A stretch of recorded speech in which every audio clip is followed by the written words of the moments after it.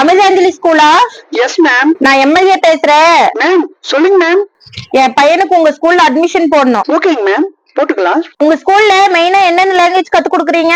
எங்க ஸ்கூல்ல மொத்தம் 5 லாங்குவேஜ்க்கு மேல கத்து கொடுக்குறோங்க மேம்.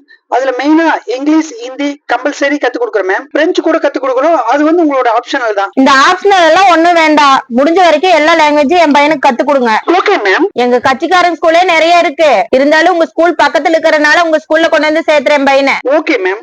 உங்க பையன் எங்க ஸ்கூல்ல படிக்கிறது எங்களுக்கும் பெருமை, எங்க ஸ்கூலுக்கும் பெருமை. ஓகே, ஃபீஸ் எவ்வளவு இருந்தாலும் ஒரே செக்கா வாங்கிக்கலாம். ஏப்பா வாட்ச்மேன், அந்த டிரைவர் உள்ள அனுப்பு.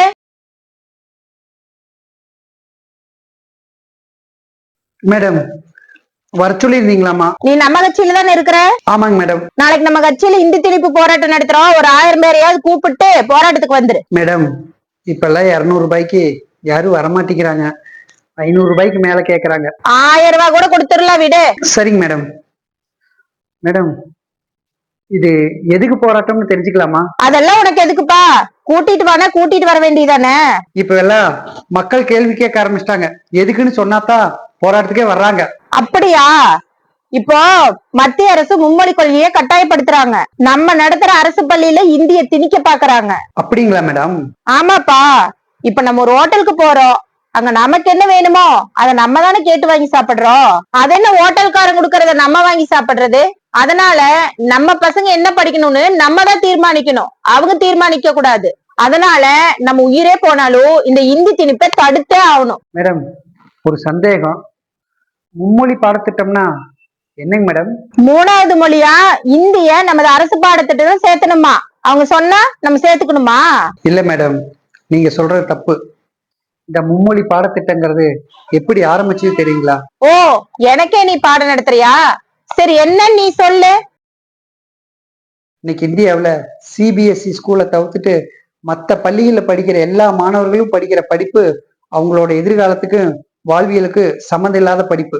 அதனாலதான் நம் நாட்டில் இருக்கிற தனியார் மெட்ரிகுலேஷன் எல்லாமே இப்ப சிபிஎஸ்இயா மாத்திக்கிட்டு வர்றாங்க. இதை பார்த்த மத்திய அரசு இந்திய விண்வெளி ஆராய்ச்சி மைய தலைவரா இருந்த கஸ்தூரி ரங்கன் அவங்களோட தலைமையில ஒரு கமிட்டி அமைக்கிறாங்க. அந்த கமிட்டியில பெரிய பெரிய நிபுணர்களை போட்டு நம்ம இந்திய மாணவர்களுக்கு எந்த மாதிரி கல்வியை கொடுக்கணும் அப்படின்னு சொல்லி உலகம் பூரா போய் பார்த்துட்டு வர சொல்றாங்க. அந்த குழுவும் உலகம் பூரா சுற்றுப்பயணம் போய் நம்ம இந்திய மாணவர்களுக்கு என்ன மாதிரி கல்வியை கொடுக்கணும் அப்படின்னு ஆராய்ச்சி பண்றாங்க.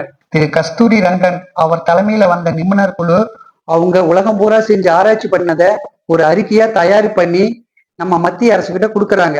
அந்த குழு சமர்ப்பிச்ச அறிக்கையில தான் இந்தியாவில் இருக்கிற எல்லா மாணவர்களும் ஒரே கல்வியை படிக்கணும், ஒரே பாடத்திட்டத்தை படிக்கணும் அப்படிங்கறதுதான். இதுல ஒவ்வொரு இந்திய மாணவனும் குறைஞ்சபட்சம் ஒரு 3 மொழியாவது கத்திருக்கணும் அப்படின்னு அந்த குழு தான் பரிந்துரை பண்ணியிருக்கு மத்திய அரசிடம். அந்த 3 மொழி என்னென்னா, நம்மளோட தாய்மொழி தமிழ், அந்தந்த ஸ்டேட்டோட தாய்மொழி.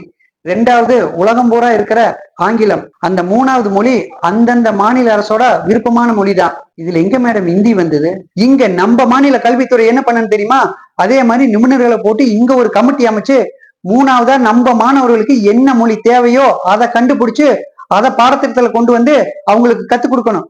அதைத்தான் மேடம் நீங்க செஞ்சிருக்கணும். இதுல எங்க மேடம் இந்தி வந்தது? நீங்க அதை பண்ணாம இந்தியை கொண்டாந்து திணிக்கிறான்னு சொல்லி பொய்யான தகவலை நீங்க பரப்புறீங்களே மேடம். ஏன் மேடம் அரசு பள்ளியில படிக்கிற எங்களோட பசங்களா மத்திய அரசு கொண்டு வர இந்தியா பூரா ஒரே பாடம் அப்படிங்கிற வாழ்வியல் பாடத்தை படிக்க கூடாதா? நாட்டையே குட்டிச்சேவராக்கணும் உங்களோட வாழ்க்கையத்தான் எங்க பசங்க பாடமா படிக்கணுமா? உங்க பசங்களுக்கு நாங்க எது செஞ்சாலும் நல்லதான் பண்ணுவோம். அதனாலதான் நாங்க அதை எதிர்க்கிறோம். அதைத்தான் நானும் சொல்றேன். இதுவரைக்கும் நீங்க எங்க பசங்களுக்கு பண்ண நல்லது போதும். இனியாவது கொஞ்சம் வழி விடுங்க, அவங்க கொஞ்சம் முன்னேறதுக்கு. இந்தியா முழுவதும் ஒரே கல்வி அப்படிங்கிறத மத்த ஸ்டேட்ல ஏத்துக்கும் போது ஏன் நம்ம ஸ்டேட்ல மட்டும் ஏத்துக்க மாட்டேங்கிறீங்க? ஒருவேளை எங்க பசங்களா படிச்சா உங்களை கேள்வியாக்க ஆரம்பிச்சிருவாங்களோ அப்படிங்கிற பயத்திலையா? அது என்ன மேடம், உங்களோட பசங்க மட்டும் எல்லா மொழியும் படிக்கணும், எல்லா நாட்டிலையும் போய் படிக்கணும், எல்லா டெக்னாலஜியும் தெரிஞ்சுக்கணும், ஆனா ஏழைகளான எங்களோட பசங்க மட்டும் ஒண்ணுக்கு உதவாத உங்க அப்பாவோட வரலாறையும் உங்க தாத்தாவோட வரலாறையும் படிக்கணும். ஏழையா பிறந்ததை தவிர எங்களோட குழந்தைங்க என்ன பாவம் பண்ணுச்சு மேடம்? கடைசியா ஒண்ணு சொல்றேன் மேடம், உங்களோட சுயலாபத்துக்காக எங்களோட பசங்களோட வாழ்க்கைய அழிக்காதீங்க. இயற்கை கண்டிப்பா அதுக்கான தண்டனையை கொடுக்கும். ஹலோ, இன்ஸ்பெக்டர் காட்டமுத்துவா? எஸ் மேடம், சொல்லுங்க மேடம். அந்த லாரி டிரைவரு கிட்டுசாமி கொஞ்சம் ஓவரா பேசிட்டு இருக்கான். அவனை புடிச்சு 2 மாசம் ஜெயில வை. ஏன் மேடம், ஏதாவது பிரச்சனை பண்ணாரா? கேள்வி எல்லாம் கேட்காத. நான் என்ன சொல்றேன்னா அதை மட்டும் செய். இல்லைன்னா நீ அந்த இடத்துல இருக்க மாட்டேன்.